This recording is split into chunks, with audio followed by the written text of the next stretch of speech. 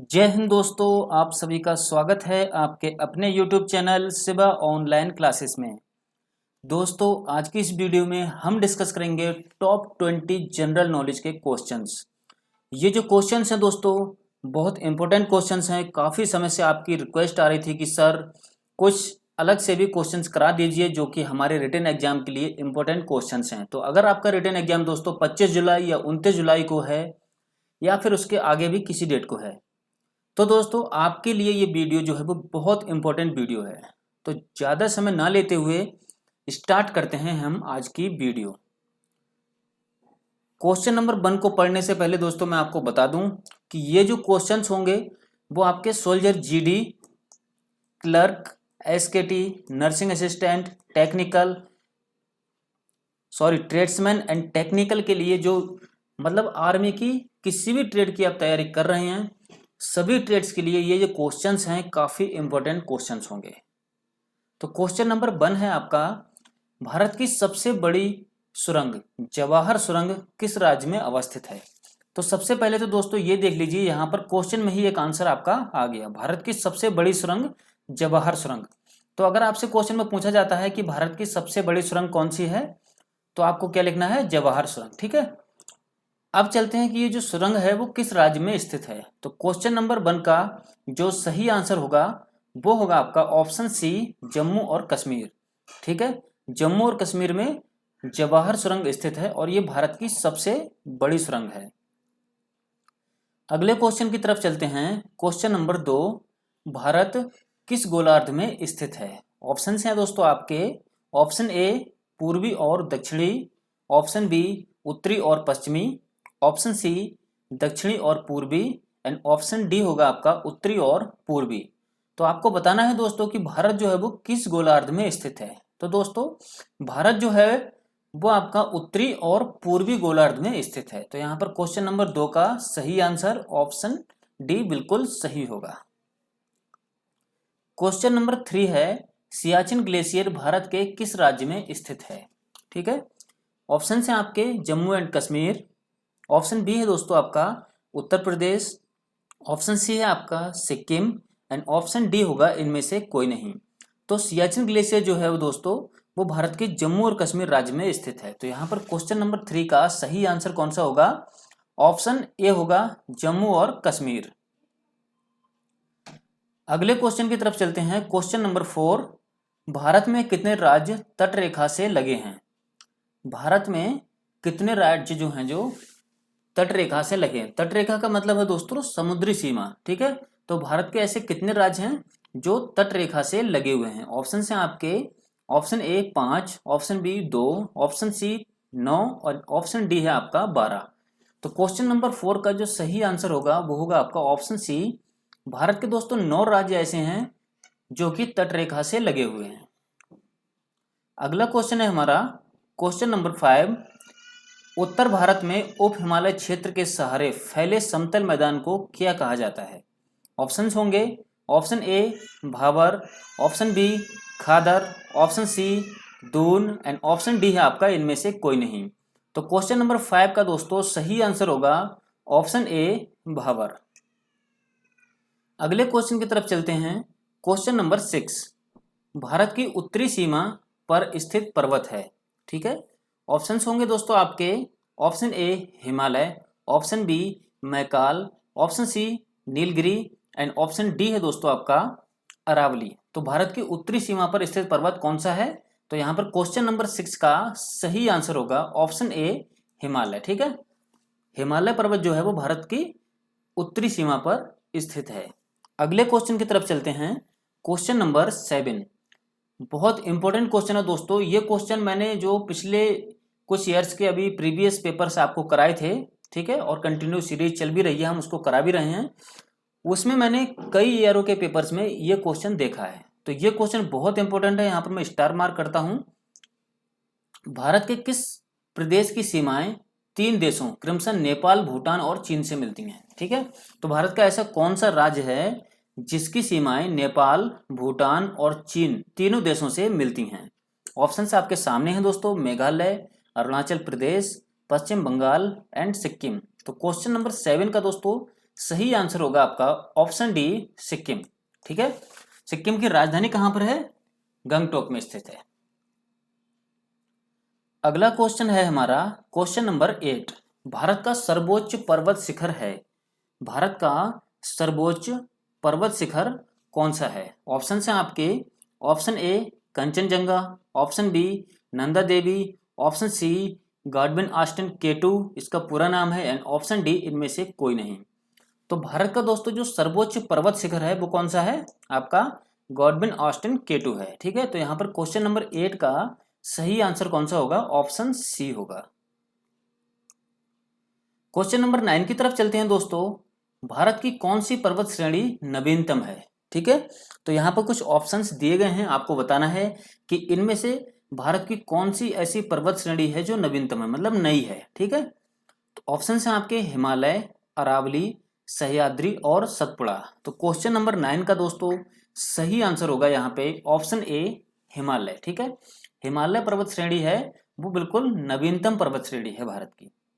अगला क्वेश्चन है हमारा क्वेश्चन नंबर 10।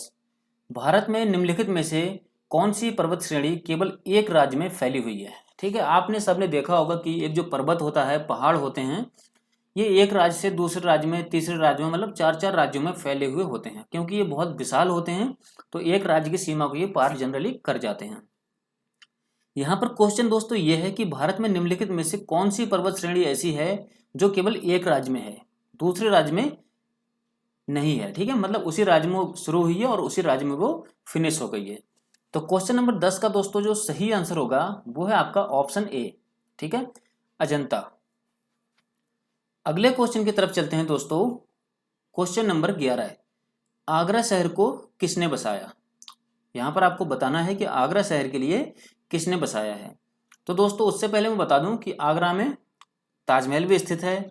उसके बाद में आगरा यमुना नदी के किनारे पे स्थित है। मैंने कल भी एक क्वेश्चन कराया था जिसमें मैंने आपके लिए बताया था कि भारत के जो प्रमुख नगर हैं दिल्ली, मथुरा और आगरा, ये किसके, कौन सी नदी के तट पर स्थित हैं? यमुना नदी के। तो यहाँ पर क्वेश्चन है दोस्तों, आगरा शहर को किसने बसाया था?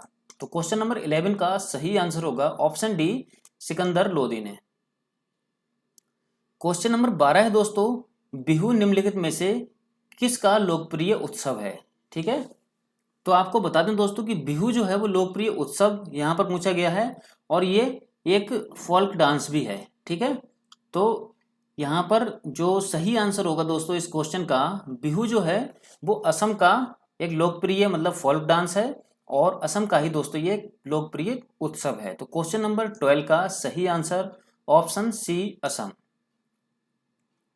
अगले क्वेश्चन की तरफ चलते हैं। क्वेश्चन नंबर 13, महात्मा गांधी को राष्ट्रपिता के रूप में उल्लेख सबसे पहले किसने किया था? महात्मा गांधी को राष्ट्रपिता के रूप में उल्लेख सबसे पहले किसने किया था? ऑप्शंस हैं सुभाष चंद्र बोस, जवाहरलाल नेहरू, वल्लभ भाई पटेल और ऑप्शन डी है आपका इनमें से कोई नहीं।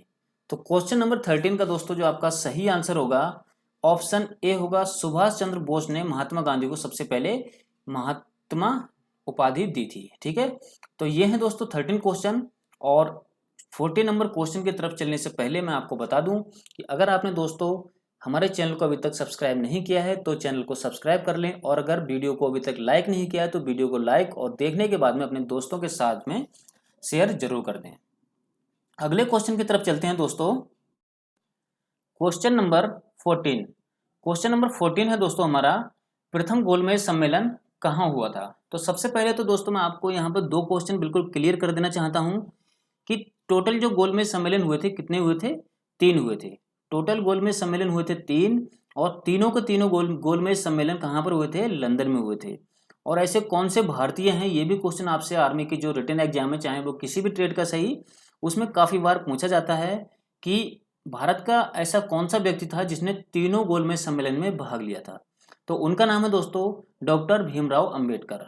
तो क्वेश्चन नंबर 14 का आप सही आंसर आपको पता लग ही गया होगा। क्वेश्चन नंबर 14 का सही आंसर है ऑप्शन सी लंदन। प्रथम, द्वितीय, तृतीय तीनों गोलमेज सम्मेलन लंदन में हुए थे। ओनली 3 ही गोलमेज सम्मेलन हुए, और इन तीनों गोलमेज सम्मेलनों में भाग लेने वाले जो भारतीय व्यक्ति थे उनका नाम है डॉक्टर भीमराव अंबेडकर। अगले क्वेश्चन की तरफ चलते हैं। क्वेश्चन नंबर 15, देश का लौह पुरुष किसे कहा जाता है? ठीक है, आयरन मैन ऑफ इंडिया किसके लिए कहा जाता है? ऑप्शन है आपके Sardar Patel, Pandit Jawaharlal Nehru, Mahatma Gandhi and option D है आपका लोकमान्य तिलक। तो क्वेश्चन नंबर 15 का दोस्तों जो आपका सही आंसर होगा ऑप्शन ए बिल्कुल सही होगा। सरदार पटेल के लिए आयरन मैन या फिर लौह पुरुष कहा जाता है। अगला क्वेश्चन है क्वेश्चन नंबर 16, महात्मा गांधी जी को अधनंगा फकीर किसने कहा था? ठीक है, ये वर्ड आप ध्यान से देख लीजिए कि महात्मा गांधी के लिए अधनंगा फकीर किसने कहा था। ऑप्शन है आपके चर्चिल, जिन्ना, हिटलर और माउंटबेटन। तो क्वेश्चन नंबर 16 का सही आंसर ऑप्शन ए रहेगा यहाँ पे चर्चिल। अगला क्वेश्चन है दोस्तों हमारा क्वेश्चन नंबर 17, पंजाब केसरी के नाम से विख्यात थे। पंजाब केसरी के नाम से कौन विख्यात थे? ऑप्शन है आपके रजनीत सिंह, गुरु गोविंद सिंह, ऑप्शन सी है आपका Guru Nanak and option D होगा आपका लाला लाजपत राय। तो पंजाब केसरी के नाम से कौन प्रसिद्ध है?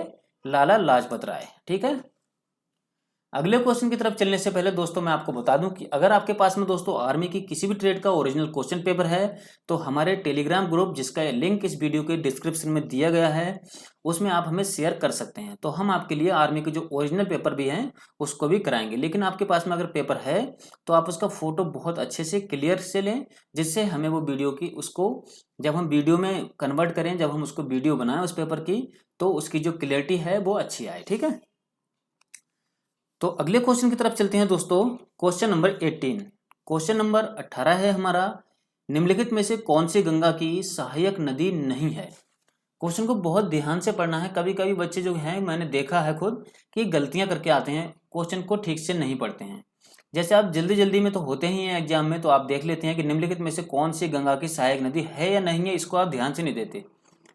और यही जो वर्ड है एक है या नहीं, ये आपके जो है वो आंसर के लिए गड़बड़ करा देता है। तो यहाँ पर सहायक नदी कौन सी नहीं है ये पूछा जा रहा है। तो क्वेश्चन नंबर 18 का सही आंसर होगा आपका ऑप्शन सी स्वर्ण रेखा। ठीक है, स्वर्ण रेखा जो है वो गंगा की सहायक नदी नहीं है। अगला क्वेश्चन है हमारा क्वेश्चन नंबर 19, किस राज्य की सीमा चीन से जुड़ी हुई है? किस राज्य की सीमा चीन से जुड़ी हुई है? अब यहाँ पर कुछ राज्य जो हैं ऑप्शंस में दिए गए हैं आपके लिए, Arunachal Pradesh, Nagaland, Manipur and option D है आपका असम। तो इन राज्यों में से दोस्तों ऐसा कौन सा राज्य है जिसकी सीमा चीन से मिली हुई है? तो क्वेश्चन नंबर 19 का जो सही आंसर होगा ऑप्शन ए बिल्कुल सही होगा। अरुणाचल प्रदेश की सीमा जो है दोस्तों वो चीन से जुड़ी हुई है। तो क्वेश्चन नंबर 20 की तरफ चलते हैं दोस्तों। क्वेश्चन नंबर 20 है, कितने वर्ष के पश्चात राष्ट्रीय जनगणना होती है?